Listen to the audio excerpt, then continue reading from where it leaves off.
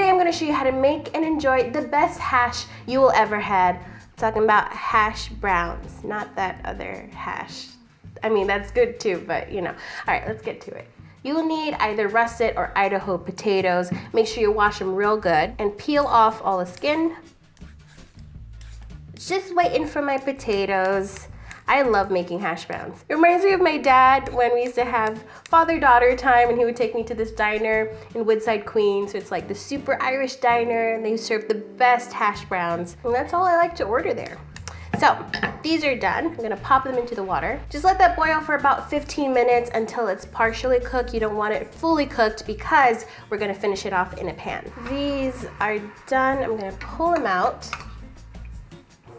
and pop them directly on this baking tray. Woo, woo, woo, woo. Okay, super hot, but I want to fully dry them out, so I'm gonna put them in the oven at 325 for about 5 to 8 minutes, just so that I can extract that moisture. That way, I'm gonna have a super crispy potato later.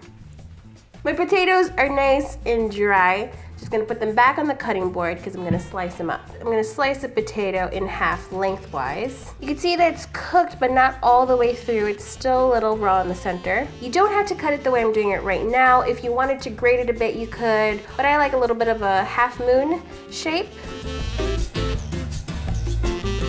Now because potatoes are starchy, I'm just gonna separate them a bit before I toss them in the pan.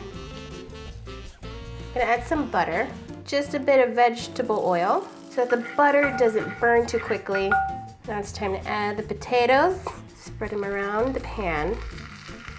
You want to try to have an even layer here. It's okay if they overlap like this. If you have a lot of potatoes, you could definitely do this in more than one batch. Now I'm just spreading it around to get as much bits as browned as possible. Once you start getting a little golden brown action here, start just turning them over. And look at that. Just every couple of minutes, give it a little stir, flip over some of the pieces until you get the nice golden brownness you want.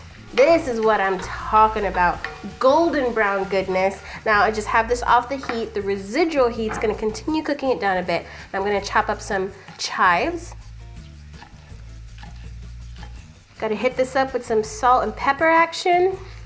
Boom, boom, boom, boom, boom. And the chives, yes.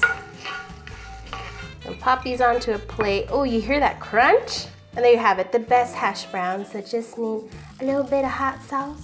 I love my Cholula and I love my potatoes. I hope you guys give this a try. I'll see you next time. Remember to just eat life. Mmm.